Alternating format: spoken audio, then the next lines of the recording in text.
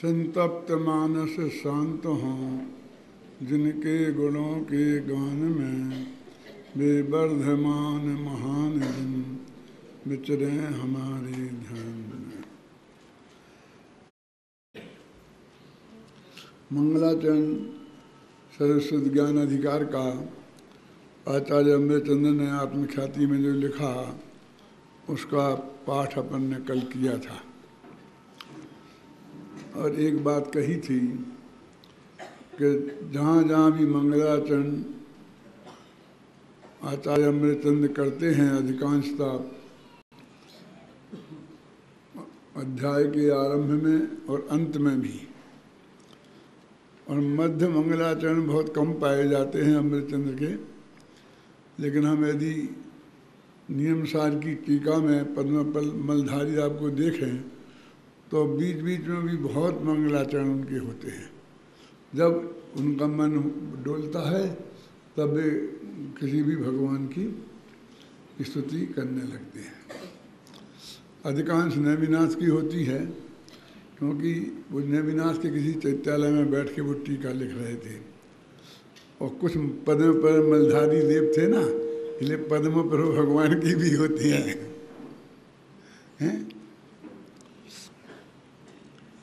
और मैंने एक बात और कही थी कि मंगलाचरण में ज्ञान ज्योति को ही नमस्कार किया गया है।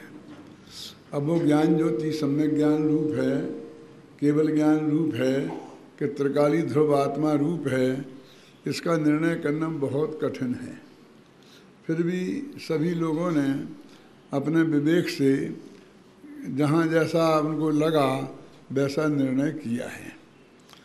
इसमें भी मैंने कल बताया था कि उन्होंने त्रिकाली ध्रुव भगवान आत्मा को नमस्कार किया है ज्ञान ज्योति के रूप में, और पूज्य गुरुदेव श्री भी यही कहते हैं, बनारसी दास जी भी यही कहते हैं, और भी जगह यही कहते हैं। लेकिन निर्णय करना बहुत कठिन है। मैंने भी यही लिखा है कि उनको कहा है। फिर निर्णय करना कठिन क्यों है तो उसका पद्यानुवाद एक दफे पढ़ें अपन तो ख्याल में आएगा। बोलो, पढ़ो अभय जी। जिसने 193 कलश का पद्यानुवाद। जिसने कर्तृ भोक्तृ भाव सब नष्ट कर दिए, बंध मोक्ष की रचना से जो सदा दूर है अपार महिमा जिसकी टंकोट कीर्ण जो, ज्ञान पुंज शुद्धात्म शोभायमान है। अब इसमें देखिए कि जिसने सब कर्तृ और भोक्तृ भावों को नष्ट कर दिया है। इस संस्कृत में भी देख लीजिए, अखिलान भावान सम्यक प्रलयम नीत्वा, संपूर्ण विकारी भावों को, कर्ता कर्म के भावों को प्रलय को प्राप्त करा दिया है भले प्रकार करके। तो ये तो बिल्कुल पर्याय की बात लगती है। जिसके तो उसमें तो है ही नहीं करती, द्रव्य स्वभाव में तो कर्ती कर्म भाव है ही नहीं। इसलिए मैंने कहा हम बहुत बारीकी में जाएंगे तो निर्णय करना बहुत कठिन है। अच्छा तो यही है कि अपन तीनों ज्योतियों को ही नमस्कार करना माने, सम्यक ज्ञान ज्योति को भी, केवल ज्ञान ज्योति को भी और त्रिकाली ध्रुव को भी, क्योंकि इसमें तीनों के विशेषण मिल जाएंगे। और जो बंध और मोक्ष की रचना से रहित है, अब यहाँ पे त्रिकाली ध्रुव आ गया। बंध और मोक्ष की रचना से सम्यक दर्शन थोड़ी रहत है, मोक्ष मार्ग थोड़ी रहत है, और केवल ज्ञान भी रहत नहीं है। अब ये तो त्रिकाली ध्रुव ही है। तो इस तरह से इसमें त्रिकाली ध्रुव और सम्यक केवल ज्ञान ज्योति से परिणमित भगवान आत्मा को नमस्कार किया गया है। देखो बनारसी दास जी ने इसका जो पद्यानुवाद किया है वो सवैया 31 है। पढ़ें 210 पेज पे। कर्मणि को करता है, भोगनि को भोगता है, जाति प्रभुता में है सो कथन अधिक है। जाने एक इंद्रियादि पंच का कथन नहीं, सदा निर्दोष को समूह ज्ञान गम्य स्वभाव जाको लोक व्यापी लोकातीत लोक में मानित है शुद्ध वंश शुद्ध चेतना के रस हंस भयो ऐसो हंस परम पुनीत आश्रित है। जो निश्चय निर्मल सदा आदिमध्य अरुवं सोचित रूप बनारसी जगत माहि जयवं। इन दोनों छंदों में हंस, परम हंस और चिद्रूप ये दो शब्द आए हैं। ये त्रिकाली ध्रुव भगवान आत्मा के लिए उनने प्रयोग किए हैं, है ना। तो आप कहोगे परम हंस कहाँ है? कि हंस परम है ना, इसका स्थान परिवर्तन कर दो, परम को पहले ले आओ, हंस को बाद में कर दो, तो परम हंस हो जाएगा क्या ना। और छंद के अनुरोध से ऐसा करना पड़ता है क्या कि हंस को पहले लिख दिया और परम को बाद में डाल दिया। ऐसो परम हंस पुनीतता सहित है लिखा ना, और नीचे लिखा है सो चिद्रूप बनारसी, वो चैतन्य स्वरूप है। अब देखिए बनारसी दास जी की चतुराई पर थोड़ा ध्यान दीजिए। अब उन्हें ये कहना है कर्मों का कर्ता भोक्ता जो नहीं है। अब उसको किस तरीके से कहते हैं? वो कर्मन को कर्ता और भोगनी को भोगता है। यहाँ तो ऐसा लगता है कि कर्ता और भोगता बता रहे, लगता है कि नहीं लगता है एकदम ऊपर से। लेकिन नीचे की लाइन में कहते हैं जाकी प्रभुता में ऐसो कथन अहित है। ऐसा कथन करना उसके दरबार में, उसके प्रभुता, उसकी प्रभुता में अहितकारी है। माने उसके प्रभाव में ऐसा कथन करना बिल्कुल ठीक नहीं है। ऐसा कथन अहित, जिसकी कथनी करना भी अहित करने वाली है। उनके लिए छंद में तुकबंदी भी करनी थी, क्योंकि अहित रहित महित सहित तीनों को करना था ना। और इस तरह से उन्होंने अपनी बात को रखा है। जामे एक इंद्री आदि पंचधा कथन नाई, माने जीव, एक इंद्री जीव, दो इंद्री जीव, तीन इंद्री जीव, चार इंद्री जीव, ऐसा जीवों का भेद भी जिसमें कथन करना संभव नहीं है, माने जिसमें भेद करना संभव नहीं है। सदा निर्दोष, और जो निर्दोष हुआ नहीं है, अनादिकाल से लेके अनंत काल तक सदा निर्दोष है, आ गया त्रिकाली ध्रुव। और बंध और मोक्ष से रहित है, बंध का नाश करके मोक्ष को प्राप्त किया ऐसा नहीं है, ख्याल में आई ना। और ऐसा शुद्ध वंश शुद्ध चेतना, चेतना के शुद्ध के वंश वाला, ऐसा के रस अंश भरो और आत्मा के अतीन्द्रिय रस के अंश से भरा हुआ, ऐसो हंस परम, परम हंस पवित्रता से सहित है। अब देखिए इसमें कहीं कोई नमस्कार नहीं किया, बस अकेला स्वरूप का ही कथन किया। तो कैसा मंगलाचरण है जी? क्यों आपने कहा था कल कि नमस्कार करते हैं, नहीं करते हैं तो कम से कम जयवंत बरते हैं, ऐसा ही कह देते हैं। इसे बोलते हैं आशीर्वादात्मक नमस्कार। अब वो भी नहीं है, दो ही गायब हो गए, इसलिए ये छंद यहाँ पूरा नहीं हुआ। मनहन कवच तो पूरा हो गया, लेकिन बात पूरी नहीं हुई, ख्याल में आई ना, क्योंकि क्रिया ही नहीं आई। जिसमें ऐसा है, जिसमें ऐसा है, जिसमें ऐसा है, जिसमें ऐसा है, खत्म। क्यों? और जिसमें और किसमें अब अंदाज लगाओ तुम। अब नीचे के दोहे से वो बात पूरी होती है। जो निश्चय निर्मल सदा व आदि मध्य अरुअंत, सो चिद्रूप बनारसी जगत माही जयवंत। आगे ना कहते देखो, आदि मध्य और अंत में जो सदा निर्मल है, सदा शुद्ध है ना। कुछ लोग रखते हैं ना अपने बच्चों का नाम सदा सुखी है, सदा सुखी रहो, आशीर्वाद देते हैं ना, सदा सुखी रहो है?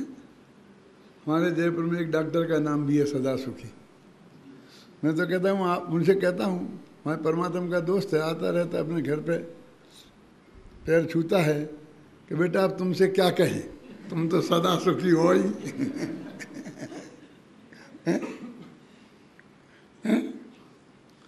सदा सुखी। अरे सदा सुखी रहो वाला सदा सुखी नहीं है, सदा सुखी है।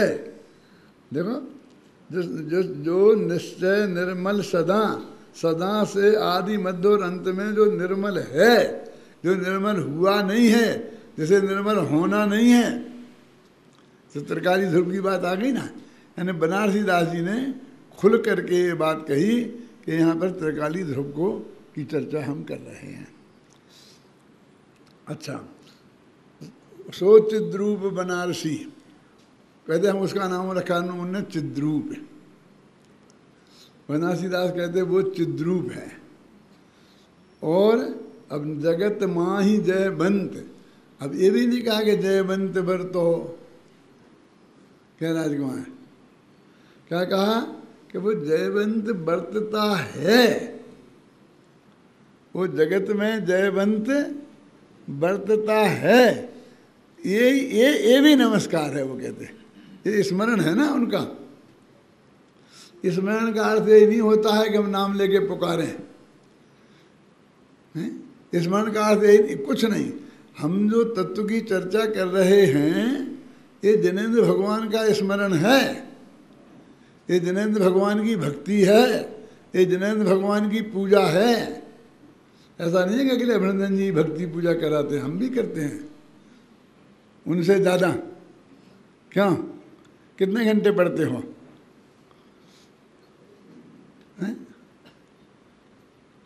हम इस बुढ़ापे में भी तुमसे ज़्यादा पढ़ते हैं। क्या बोलते? देखो, माने देव जिनेंद्र भगवान की वाणी को अपना जीवन समर्पित कर देना, ये इससे बड़ा भगत दुनिया में कौन हो सकता है? हैं? माता, हैं? अब आप कल्पना करो, सोचो क्या है। देखो, इस तरह इस मंगलाचरण का अपन ने चर्चा की, जो अधूरी कल रह गई थी वो मैंने आज उसे पूरी की है। अब जो बहुत महान सर्वाधिक महत्वपूर्ण गाथाएं शुरू होती हैं, अब उसमें अपन प्रवेश करते हैं। आज का समझ लो सर्वशुद्ध ज्ञान अधिकार का अत्यंत मंगलमय दिवस है, उसके आरंभ का। इस प्रकार इस कलश में शुद्ध नय के विषयभूत त्रिकाली ध्रुव भगवान आत्मा को स्मरण करते हुए उसके प्रति रुचि प्रदर्शित की गई है, बहुमान प्रकट किया गया है। मतलब अब आगामी गाथा की का सूचक काव्य है। कर तो हम बोलो भाई, बोलो। हाँ।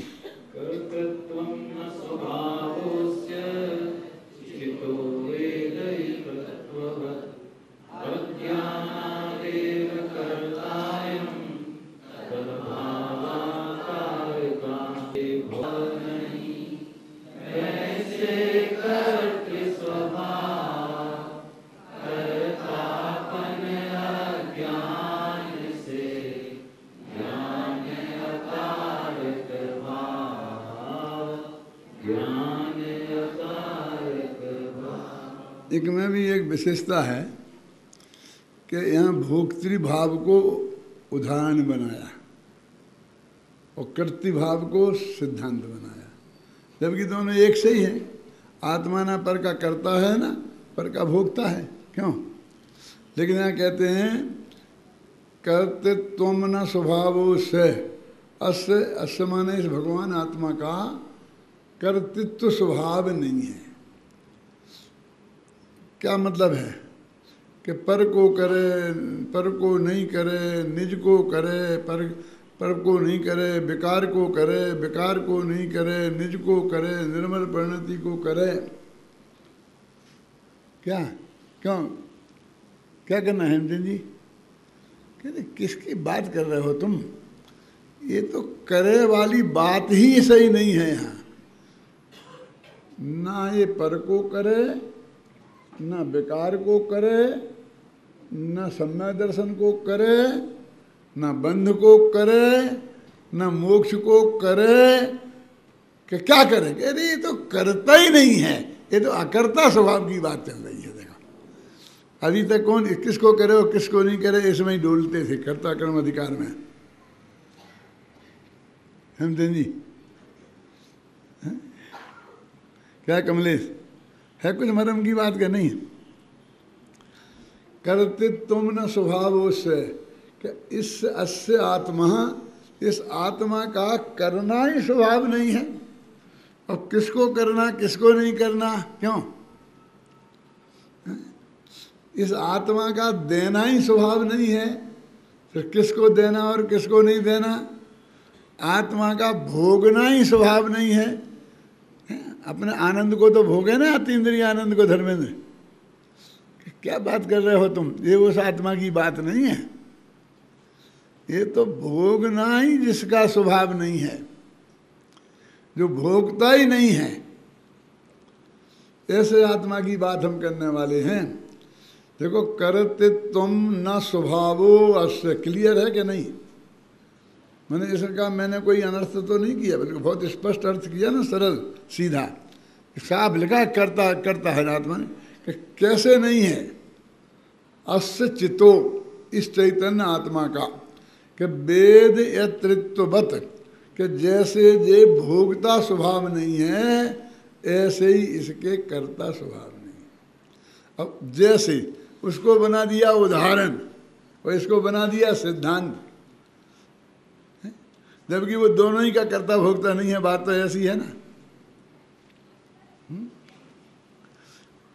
तो वो कहते हैं कि ये आत्मा भोगता नहीं है, ये बात अपेक्षाकृत सहज लोगों को स्वीकृत है, और करता नहीं है ये सहज स्वीकृत नहीं है।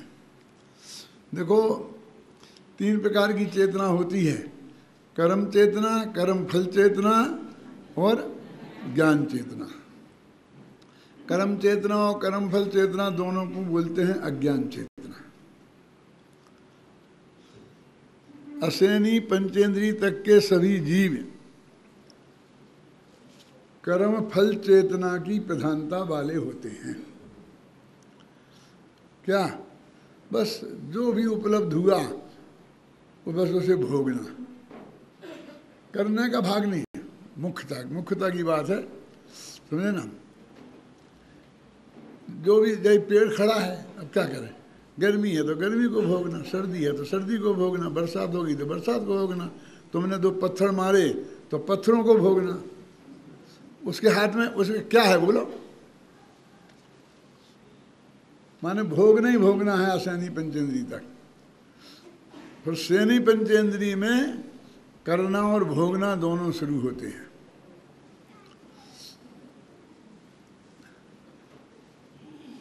माताएं बहनें नाराज नहीं होना, लेकिन ये माताएं बहनें भी बहुत कुछ कर्म फल चेतना वाली होती हैं। कैसे? इन्हें खाना बनाने में जितना रस है उतना खाना खाने में नहीं है। क्या? बढ़िया बढ़िया पति को, बच्चों को, मेहमानों को 25 तरह की बनाती रहेंगी, सुबह से शाम तक खटती रहेंगी, हैं? प्रवचन भी छूट जाए तो छूट जाए, हैं? और फिर जब खाने का नंबर आएगा तब तो बचा खुचा जो कुछ होगा तो खा लेंगी, खाएंगी तो खाएंगी, नहीं खाएंगी तो नहीं खाएंगी। बेटा यदि इनका स्वभाव ऐसा नहीं होता तो तुम्हें अष्टमी चतुर्दशी को खाना ही नहीं मिलता। फिर तो ये बनाती ही नहीं, क्यों खाना ही नहीं है तो बनाती भी नहीं। लेकिन इनमें वो उसको समझे ना, करने का भाव जितना है उतना भोगने का भाव कम है। मतलब समझ गए ना आपकी, भोगने का भाव कम है, करने का भाव बहुत ज़्यादा है। ऐसे हमारे पुरुषों में भी बहुत होते हैं, तो उनमें भी नाराज होने की संभावना है। नाराज मत होना, ऐसे बहुत से लोग होते हैं जिन्हें ये व्यवस्था करने में बहुत अच्छा रस है कि शिविर बहुत बढ़िया चले, सुबह से शाम तक लगे रहेंगे, एक एक व्यवस्था बिल्कुल अप टू डेट रखेंगे, और प्रवचन में का टाइम होगा तो जाके सो जाएंगे, क्योंकि बेचारों को 1 ही घंटा तो मिलता है सोने का।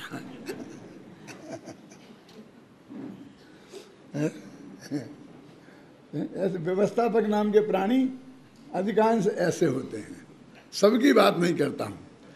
जब मैं सबसे पहले जयपुर गया था, इंदौर से पर्यूषण में, जब जयपुर में मैंने ज्वाइन नहीं किया था, तो जिन लोगों को मेरी व्यवस्था सौंपी गई थी, तो मेरा सुबह प्रवचन होता था बड़े मंदिर में और शाम को होता था स्मारक पर।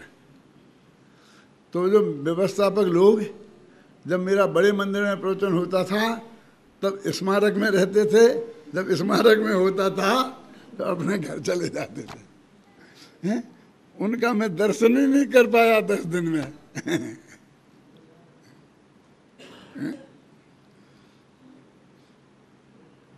ये सन 67 के पर्यूषण की बात है।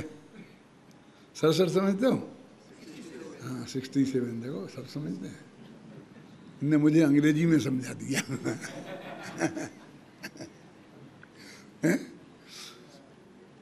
तो मेरे कहने का आप समझ गए ना, करने का बिल्कुल कोई कमी ना रह जाए, लेकिन उसका भोगने का भाव नहीं होता। तो करने का भाव इसे बोलते हैं कर्तृत्व कर्म चेतना, और भोगने का भाव इसे बोलते हैं कर्म फल चेतना। अब गीता जो है वो कर्म चेतना की प्रधानता वाला ग्रंथ है। वो अपने लोगों को सिखाती है कर्तृत्व तो अधिकारास्ते माँ फलेषु कदाचना। तू तो बेटा करने में ही अधिकार तेरा है, फल में नहीं।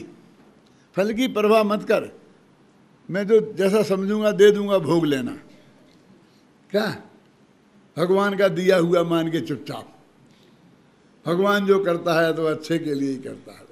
चांटा मारूं जोर से तो भी समझ लेना अच्छे के लिए करता है, अच्छे के लिए चांटा मारा होगा, समझिए ना। वो कर्म चेतना की प्रधानता वाला धर्म है। वो कर्म फल चेतना से उसने हटाया ना। बहुत से लोग कहते हैं अपने कर्तव्य के प्रति सावधान रहना चाहिए। एक भाई तो कहते थे कि अब अपनी ड्यूटी का पालन करना ही सबसे बड़ा धर्म है। मैं कहा सम्यक दर्शन से भी बड़ा, हाँ सम्यक ज्ञान से भी बड़ा, सम्यक चारित्र से भी बड़ा। हम तो उसी का पालन करते हैं। क्या अपनी ड्यूटी, आप सुने, यही एक कर्म चेतना वाले प्रधानता, और यही गीता कह रही, तुम तो ड्यूटी करो, ड्यूटी जो तुम्हें ड्यूटी दी जाए उसे पूरी करो। अपना जैन दर्शन कहता है कि न कर्म चेतना धर्म है न कर्म फल चेतना धर्म है, तेरा स्वभाव तो मात्र जानना है। कि किसका और स्व का के पर का के भेद क्यों करते हो? जानना स्वभाव है, इतना पर्याप्त नहीं है? ये तो बताओ किसको, कि फिर झगड़ा पड़ा होगा कि किसका, तो इसे जानना कैसे जानना, कैसे जानना कैसे जानना, ये ऐसा नहीं है। बस जो इसके ज्ञान का ज्ञेय बने उसे जानना। केवल ज्ञानी को तो ये समस्या ही नहीं है। तो हम तो सर्वज्ञत्व शक्ति से संपन्न है ना, हम तो केवल ज्ञान हो ऐसी शक्ति से संपन्न है ना, तो हमारे सामने तो ये प्रॉब्लम ही नहीं है, क्योंकि हम तो 100 पर सबको जानते हैं। क्यों? हम तो किसी को नहीं जानते, ऐसी बात नहीं। स्व पर सबको जानते हैं। अब ये जो क्षयोपम ज्ञान वाले हैं, अब इनको झगड़ा है कि स्व को जाने के पर को जाने, किसको जाने। ये अधिकार इसकी से भी आपको निश्चिंत कर देगा। कैसे करेगा?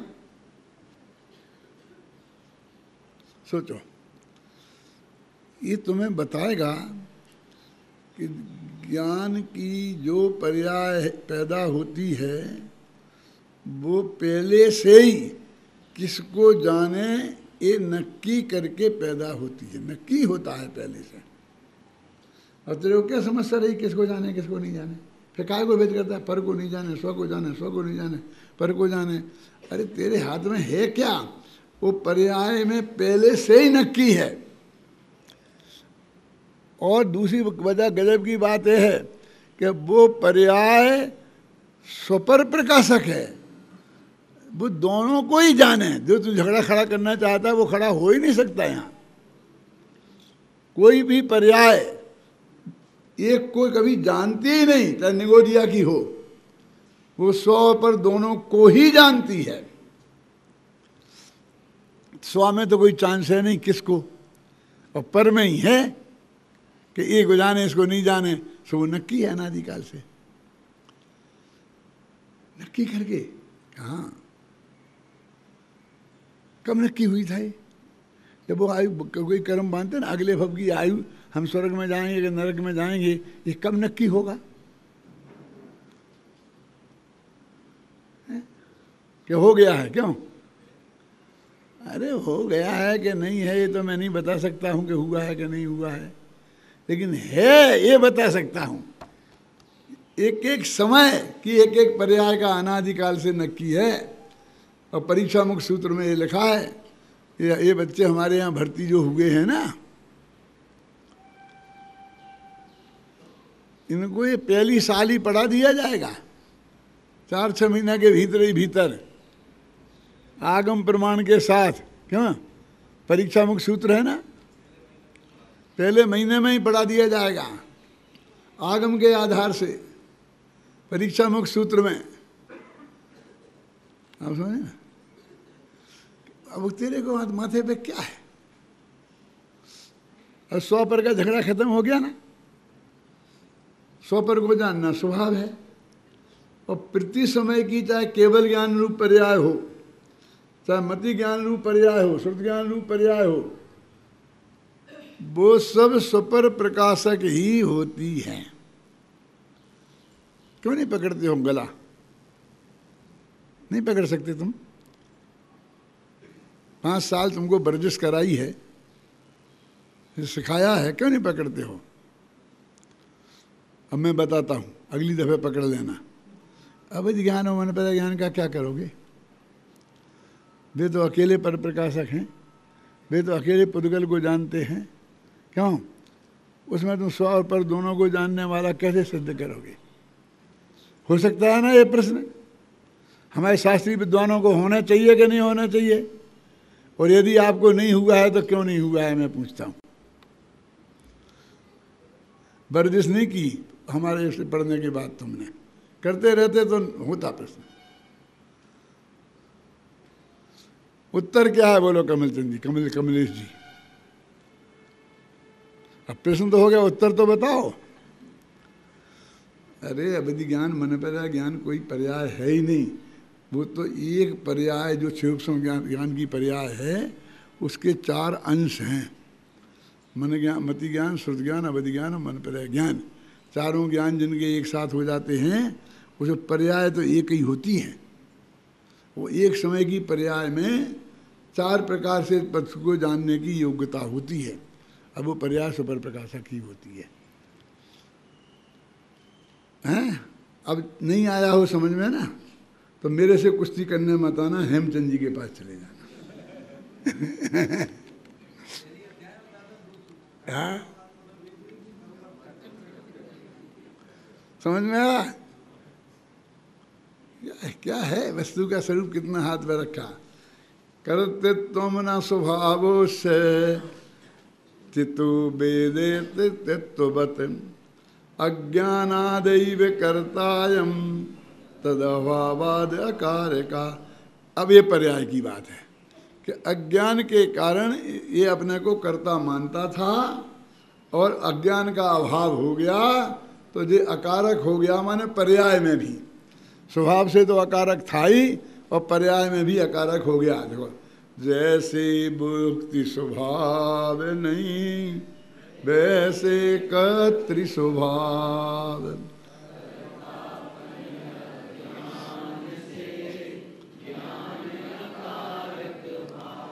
बनारसी दास का पढ़ो भैया।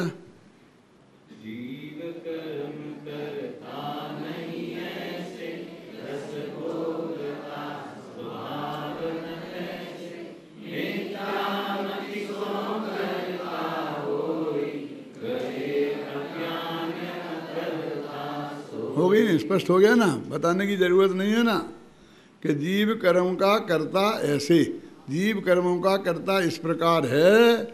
कैसे कि जिस प्रकार स्वभाव से ही वो पर का भोगता नहीं है। मिथ्यामति से अज्ञान अवस्था में कर्ता बनता है और अज्ञान जाने पर उसका कर्तृत्व भाग भी चला जाता है और अकर्तापन आ जाता है। अब देखिए अगली गाथा।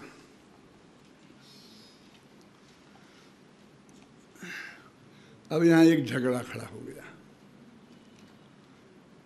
कुंदाचार्य देव ने मोक्ष अधिकार खत्म कर दिया और मोक्षो निष्क्रांता कह दिया कि मोक्ष निकल गया और सर्वशुद्ध ज्ञान प्रवेश करके स्टेज पे आ गया।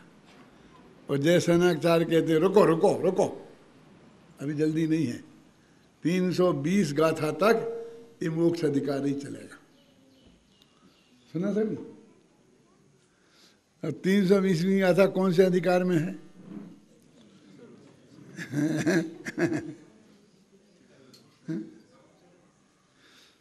जैसनाचार्य कहते हैं मोक्ष अधिकार में है, अमय चंदाचार्य कहते हैं सर्वशुद्ध ज्ञान अधिकार में।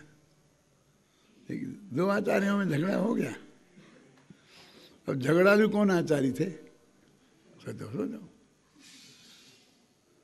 अमय चंद को तो कह ही नहीं सकते क्योंकि वे तो 300 वर्ष पहले हो गए। ये जो मतभेद खड़ा किया है ये तो जयसेन ने किया है ना, है कि ये नहीं, इतना नहीं, ये नहीं, ऐसा। और ऐसा तो है नहीं कि उन्होंने अम्बे चंदाचार्य का उनके था नहीं, था उनके हाथ में। बता रहा हूँ मैं, एक तो वो कहानी आई ना अपनी भूतवरी पशुदंत की कि उसमें गुरु से पूरी तरह आंख मीच के सहमत नहीं होना और विनय का कभी भी उल्लंघन नहीं करना। क्या यही बात यहाँ है? वो कहते मैं अमरचंद का बहुत भगत हूँ और उनने जो किया है वो मैं उसे भी मानता हूँ। तो एक दफे तो उनने लिख दिया मोक्षो निष्क्रांता, लिख दिया मोक्ष निकल गया। चलो अमरचंद ने निकाल दिया था तो मैंने भी निकाल दिया। क्या? और फिर कहते हैं अत्यंत विनम्र शब्दों में मैं ये कहना चाहता हूँ कि एक वर्गीकरण ये भी हो सकता है कि ये 320वीं गाथा तक चले। उनकी बात को स्वीकार करके, ये तो विनय की मर्यादा, आप समझे ना, उनके प्रति श्रद्धा का भाव का प्रकट करना और फिर अपने मन में सोच के नहीं रह जाना। ये सिखाया है हमें अमृतचंद ने और जयसेन ने। ये तो अपना महाभाग्य है कि पूज्य गुरुदेव श्री जो अपन को बताते हैं और वो बात अपन को लगभग 100% स्वीकृत है, स्वीकृत होती है। लेकिन कदाचित एक आध बात ऐसी आ जाए कि स्वीकृत ना हो तो क्यों, और हम वो अस्वीकृति व्यक्त कर दें तो क्या होगा कि अगले ही दिन हम अपने सोनगढ़ मिशन से, तत्व ज्ञान के मिशन से आपकी छुट्टी कर देंगे। क्यों? यही होगा ना। लेकिन जयसेन की छुट्टी नहीं की गुरुदेव ने, उनने देखा कि वे अमृतचंद्र के महान भगत थे और उनका जिनने असहमति व्यक्त की उनको भी उसी श्रद्धा के साथ उनने देखा। एक तो ये बात इसमें सीखने की है। अब वे दूसरे कहते हैं कि मोक्ष अधिकार यहीं खत्म मान लो, और ये 12 गाथाएं हैं ना 20 तक, इनको मोक्षाधिकार की चूल का मान लो। एक रास्ता निकाला उनने, क्या ये तो मोक्ष सर्व सिद्धांत की तो कटाई गई, ऐसे चूल का मान के चालू किया और अंत में लिख दिया इति मोक्षो निष्क्रांता। तो अभी मोक्ष अधिकारी समाप्त हुआ ना। माने उनको चित्त में अपना मतभेद प्रकट करने के प्रति कितना भाव तीव्र था और उनकी मर्यादा का किसी तरह उल्लंघन नहीं हो जाए इसकी कितनी चिंता थी, कितनी वो बात थी। देखो आपके निकालो पेज नंबर 214। इतना मार्मिक प्रकरण है, एक तो मैं याद रखूँगा और यदि मुझे याद नहीं रहे तो भैया समय पे याद दिला देना कि पंडित जी खत्म कर दो। है ना, मैं कोई बुरा नहीं मानूंगा। आचार्य जयसेन के चित्त में मोक्षाधिकार और सर्वशुद्ध ज्ञान अधिकार के विभागीकरण के संबंध में कुछ विकल्प था। एक बात और समझ लो, कुंद कुंद ने 415 गाथाएं अथवा 445 गाथाएं जितनी भी हैं, और कितनी हैं बिल्कुल, वो सारी गाथाएं एक क्रम से लिखी। उनने कोई अधिकारों में विभाजन नहीं किया। यदि किया होता तो हर अधिकार के शुरू में मंगलाचरण होता, मंगलाचरण नहीं किया उन्होंने। इसलिए बस कदम पहला एक बंदे तू सब सिद्धे और अंत में छुट्टी, बस अंत में आगे बात कर दी बस। अब उनने नहीं किया तो अब यदि अधिकारों में बांटना है तो आगामी लोग सब स्वतंत्र हो गए, अपने अपने विवेक से बांटें। भाग्य से जो हमें उपलब्ध है वो सबसे पहले अमृतचंद्राचार्य ने इसे नाटक के रूप में प्रस्तुत किया और इसे अधिकारों में विभक्त किया, है ना। अब उसके बाद में जयसेनाचार्य ऐसे हुए समर्थाचार्य कि उन्होंने भी उस पर गंभीरता से विचार किया कि यदि अमृतचंद्र ने बंटवारा नहीं किया होता तो मैं ऐसा बंटवारा करता। समझिए ना। अब जो जहाँ मतभेद आया वहाँ का उनका प्रस्तुतिकरण का तरीका, है ना। देखो, यद्यपि वे आत्मख्याति के समान 307 गाथा पर मोक्षाधिकार को समाप्त मान लेते हैं और मोक्षो निष्क्रांता ऐसा कह देते हैं, और ये भी कह देते हैं अथ प्रवसति सर्वविशुद्ध ज्ञानम। अब तो कोई गुंजाइश नहीं थी, फिर क्यों इसके बाद मोक्षो निष्क्रांता लिखने की गुंजाइश नहीं थी ना। अब कौन देखता है कि कैसे किसने क्या किया है, पढ़ते जाते चले जाते, गाड़ी गाड़ी चलती है। वो पढ़ना तो है, स्टडी नहीं। पढ़ने में और अध्ययन करने में अंतर समझते हो? एक रीडिंग और एक स्टडी। रीडिंग है पढ़ना और स्टडी है अध्ययन करना। अखबारों का रीडिंग किया जाता है और शास्त्रों की स्टडी की जाती है। आजकल हम सुबह से उठ करके अखबारों की स्टडी करते हैं, फिर समय सार पढ़ लेते हैं। स्टडी माने बहुत बारीकी से गहराई से उसमें अध्ययन करना है, समझे ना। ऐसा रीडिंग ऐसे पढ़ते नहीं चले जाना। कहते हैं मोक्षो निष्क्रांता अथ प्रवसति सर्वविशुद्ध ज्ञानम भी लिख देते हैं। तथापि 320 तक की गाथाओं को वे मोक्षाधिकार की चूलिका कहते हैं, है ना। तथा 320वीं गाथा के उपरांत लिखते हैं मोक्षाधिकार संबंधिनी चूलिका समाप्ता अथवा द्वितीय व्याख्यानेन अत्र मोक्षाधिकार समाप्ता। ये दूसरा, वो जब वो कोई अलग बात कहते हैं तो उसे द्वितीय व्याख्यान कहते हैं। वो अमृतचंद्र के कथन को प्रथम व्याख्यान के रूप में मानते हैं, पहला नंबर वो अमृतचंद्र को ही देते हैं। कितना बैलेंस कथन है देखो। अपने दिमाग को ऐसा बैलेंस बनाना चाहिए। अमृतचंद्राचार्य देव ने पुरुषासिद्धि उपाय में इसके लिए एक छंद लिखा है। क्या लिखा है? वो पैनी धार जिन वर्ष अत्यंत निषद धारम जिन वर्ष नए चक्रम, जिनेन्द्र भगवान का नए चक्र अत्यंत तीक्ष्ण धार वाला है। तीक्ष्ण धार वाला माने क्या?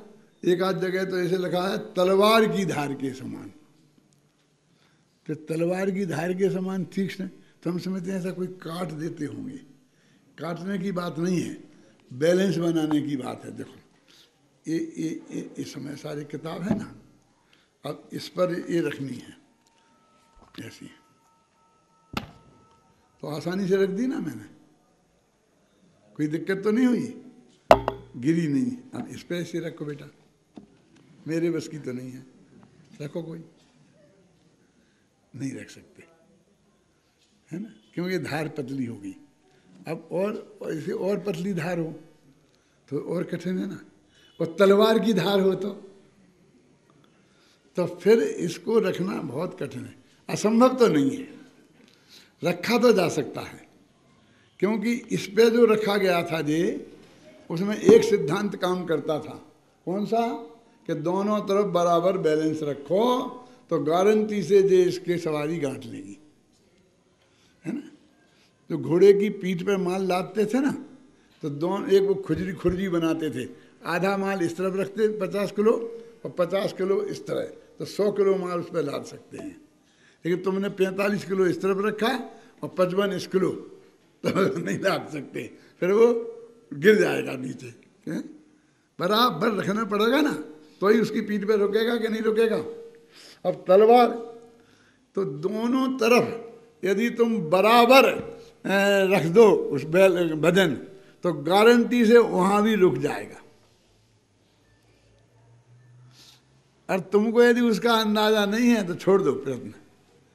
ऐसे ही जैन दर्शन में अपेक्षाओं का बैलेंस ऐसा, इसका नाम है तलवार की धार के समान। हर एक चीज में वो पर का करता है कि नहीं, पर का भोगता है कि नहीं, पर को जानता है, स्व पर को जानता है कि नहीं, इसमें आपको बैलेंस ऐसा रखना पड़ेगा। अब विनय और अपना विवेक होना तो बहुत जरूरी है, लेकिन विनय की मर्यादा को उल्लंघन करने वाला नहीं होना चाहिए। और विनय के चक्कर में विवेक खोकर कुछ भी बात का समर्थन कर देना, ये समझदारी का काम नहीं है। सम्यक ज्ञानी जीव को विनयवान भी होना चाहिए और विवेकवान भी होना चाहिए। शास्त्र भाग्य से बंद हो गए तो बंद ही रहने दो।